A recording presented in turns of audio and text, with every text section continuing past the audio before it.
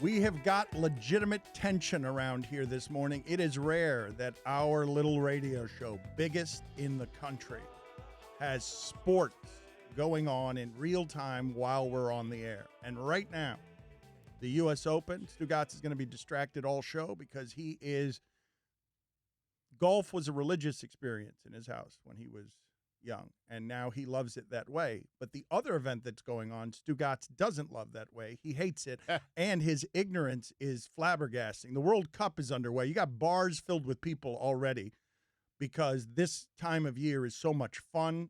Soccer, the world sport, even though the United States is not in it, this is a transfixing time where they're the big thing everywhere, including America, in sports over this period of time, playing this special thing that they only do once every 4 years. I want to ask you guys this question based on something that Stugotz said yesterday. Stugotz said the host country is always allowed. That's a rule. The host country always gets a team automatically in, and Stugotz was arguing on behalf of that for other sports. And Guillermo, I want you to put this on the poll. Would you be okay after the playoffs in the NFL are decided if America got to vote in another team? Just vote in one other team that you feel was wronged, that one other team. If we're going to do it that way in soccer, we're just going to give you a playoff berth because you're hosting it. You're running the stadiums for us. But you're trusting America to take that seriously, to not make a mockery out of it. I'm trusting America. Man, what could possibly go wrong when America as a democracy makes a joke out of something? This is going to end up with Bodie McBoatface and winning a World Cup slot. Yep. But this was the shocking thing. So we've got these things going on. Stugotz is obsessed with golf. He gets very defensive when anyone criticizes it. Stugotz spends all his time criticizing football. Mike gets very defensive when he does that. But it escalated in the last segment with something I believe to be a fascinating moral conundrum.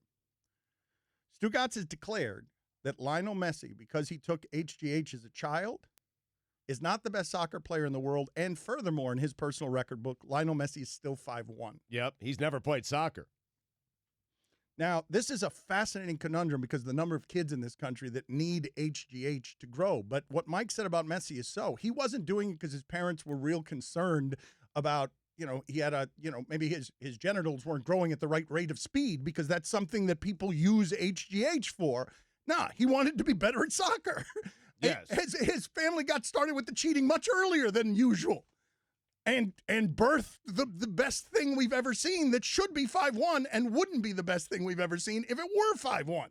Well, I think he just wants to get to a size and a height where he has, the ability, has the chance to play professional soccer and become the best soccer player of all time. But it's fascinating that Lionel Messi could use HGH at 13 and it's okay, but if Tom Brady uses it at 40, it's not. Yeah, but it's legitimate. Like, you're going to a real doctor's office. You're not going to a strip mall down here in Miami. Like, these things are legit. It's monitored. Wait a minute. Just because biogenesis was a scam because every DJ down here is a pharmacist, HGH is absolutely administered smartly by doctors to kids. You shouldn't use it on your own from a back alley, but doctors do administer it if you're having growth problems. Barcelona paid for it. Hypothetically speaking, say there was a slugger for the San Francisco Giants and the San Francisco Giants were paying for it. And I know that there's some people out there, well, he was a teenager. That's not professional sports. Yes, it is. It isn't soccer. Barcelona's youth academy at 13 years old is professional soccer. That's great. It's such a great moral conundrum we stumbled upon because it's so true. Lionel Messi needed help with his growth so he could be a great soccer player. That's okay. A teenager using human growth hormone. God forbid Tom Brady go looking for a fountain of youth. Poor Peyton Manning's winning a Super Bowl. He can't lift his arms. And we're going to yell at him through Al Jazeera. Now, in all fairness, to arguably the greatest soccer player ever, he did this at 5'7". Okay, it's not like he's a skyscraper. But he couldn't have done it at 5'1". 5'1" would seem to be really difficult. It's not possible.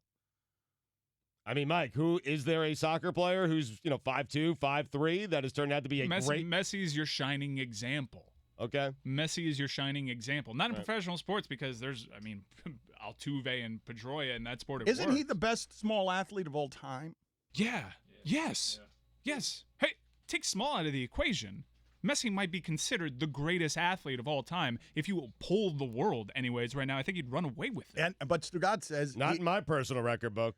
And now somebody says here, in my personal record book, and this is a low blow, Stugotz, but this happens sometimes when people are arguing about sports. Mm-hmm. In my personal record book, Stugotz does not have kids because he used IVF. Ooh. You made a commercial for it, and you threw that up. Deep, man. I mean, they're going. Man, why did we go? Whoa!